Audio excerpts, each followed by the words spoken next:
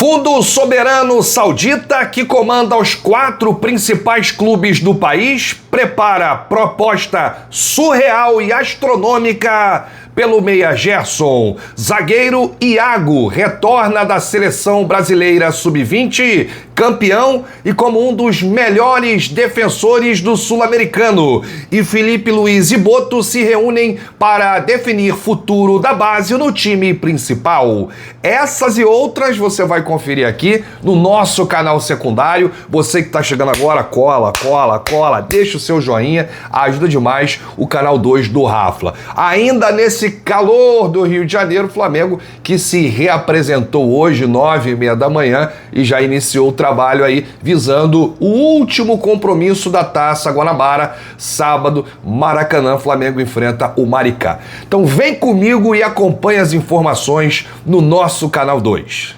Gente, uma informação que pode sacudir aí o mercado da bola na próxima janela e um dos principais jogadores do Flamengo. A Arábia Saudita deve fazer um forte investimento para contratar o volante Gerson em julho. O nome do atleta lidera uma lista de reforços para o início da temporada do futebol árabe. A inclusão do jogador nessa lista foi realizada pelo Fundo Soberano Saudita, que comanda os 4 maiores clubes do país: Al Ahly, Al Hilal, Al Ittihad e Al Nass. Os sauditas preparam uma relação de 10 a 20 jogadores por continente. E o camisa 8 do Flamengo, capitão Coringa, aparece em primeiro lugar na América do Sul. Ou seja, quando eles olham o futebol brasileiro, o Gerson é o topo da lista. É o primeiro jogador, é a prioridade de contratação para o início do futebol árabe. Tradicionalmente, a ordem dessa lista é seguida a cada início de temporada. Os valores, consequentemente, seriam astronômicos. A fonte dessa informação é do Gabriel Reis, paparazzo rubro-negro, inclusive ele falou no vídeo dele. É uma preocupação para o Flamengo. O Boto falou que não sai ninguém até o Super Mundial. A gente precisa entender alguns detalhes dessa notícia. O Gerson jogaria o Super Mundial pelo Flamengo, e aí na janela de julho, que seria a janela mais quente da Europa e também da Arábia Saudita, é que o Flamengo poderia perder o Gerson. E o Boto falou que não sai ninguém, a menos que chegue uma proposta surreal, uma proposta irrecusável. E é essa proposta que vai chegar pelo Gerson. Estamos falando de quê? 35, 40 milhões de euros, 45 milhões de euros, 50 milhões de euros, 60 milhões de euros, 70 milhões de euros, 300 milhões de reais, 400 milhões de reais, não dá para saber. Agora, dinheiro não é problema para os árabes. Eles que estão aí tentando contratar o Vinícius Júnior, o melhor jogador do mundo, oferecendo o maior contrato da história do futebol. Então, dinheiro não é problema. Continuar aqui sobre essa informação do Gerson, que o Flamengo recusou uma proposta de 18 milhões de euros do Zenit. Uma proposta que não fez nem cócegas, né? 18 milhões de euros você não leva nem o par de chuteira do Gerson. E aí, mesmo com essa negativa do Flamengo, o Zenit segue interessado no meio-campista e tem até o dia 20 de fevereiro, quando a janela de transferências de lá encerra, né, para apresentar aí uma nova proposta e tentar convencer o Flamengo a liberar Gerson. Olha, eu acho que o próprio Gerson não vê com bons olhos atuar no Zenit, por todos os motivos que o torcedor já sabe, né?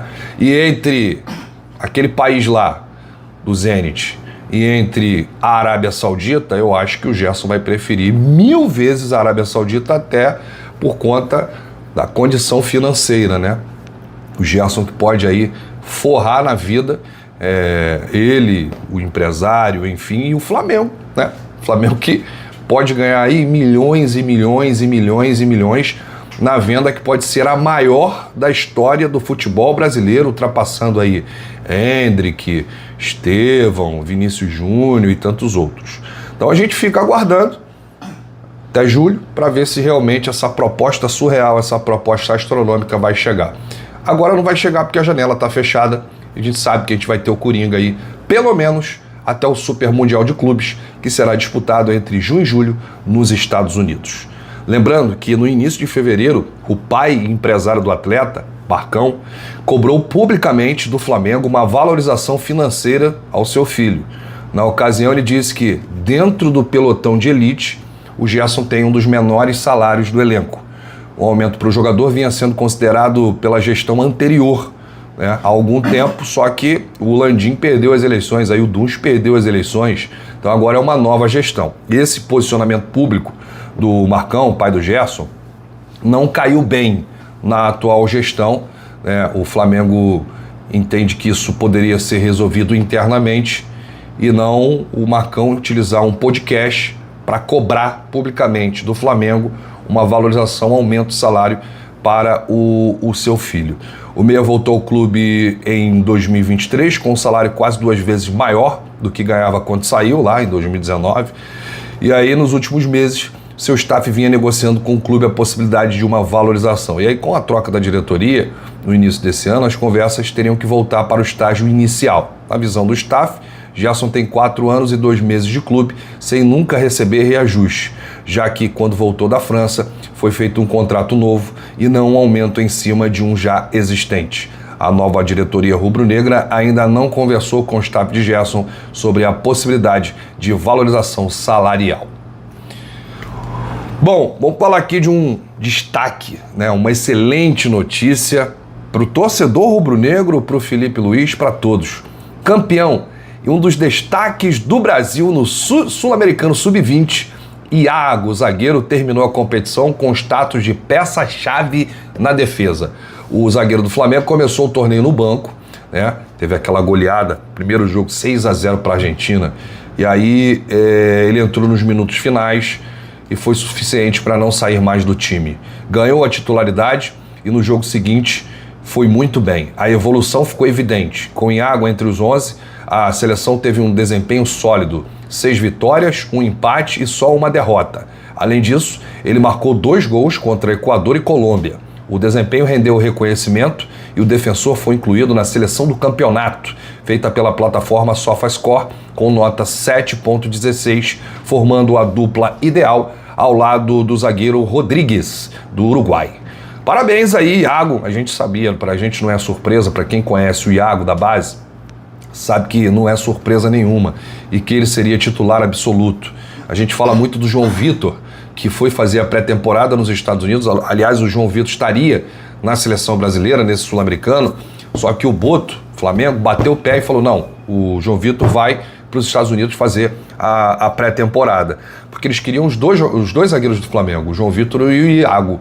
E aí o Iago, o Flamengo teve que liberar, porque era um ou outro. E aí o Iago foi esse destaque todo, né? Mais um grande zagueiro aí que o Flamengo pode contar para o futuro. Aliás, por falar em base, o técnico Filipe Luiz, que promoveu aí alguns jovens da base na pré-temporada dos Estados Unidos, agora a comissão técnica vai avaliar quem permanecerá no profissional e quem retornará ao sub-20. E para definir o futuro das promessas, Filipe terá uma reunião com o diretor de futebol, José Boto. A tendência é que o zagueiro João Vitor siga no time principal, enquanto jogadores como Pablo Lúcio e o próprio Iago, que foi destaque no Sul-Americano, podem ser realocados ao sub-20, né? Caso retornem, reforçarão a equipe que disputará a Libertadores da categoria em março. Lembrando que o Flamengo vai iniciar aí a Libertadores, o Flamengo que busca o bi, né? Só o Flamengo é campeão da Libertadores sub-20 no Brasil. Esse status aí é interessante. O Flamengo que é o atual campeão mundial da categoria, da base, no Maracanã contra o Olympiacos. Pode chorar, chororô. Torcida arco-íris aí, louca com a base. E aí o Flamengo busca o bicampeonato após vencer o Boca Juniors na última edição. A base vem forte, hein? O Lohan deve ser uma das estrelas da base, né? Pode ser utilizado aí como um dos destaques nessa Libertadores Sub-20. O Lohan que teve quase indo para o CSKA, já estava no aeroporto e o Flamengo impediu o atleta de viajar porque o CSKA mandou um documento dizendo que não chegou a um acordo com os empresários do atleta. Então poderemos ter aí o Lohan, poderemos ter aí o Iago, né? O próprio Wallace Ian nessa Libertadores Sub-20 e o Pablo Lúcio. Primeiro, vai ter uma reunião entre o Filipe Luiz e o Boto e aí eles vão definir quais jogadores seguirão no elenco principal para a temporada e quais irão descer para o sub-20 para reforçar a base.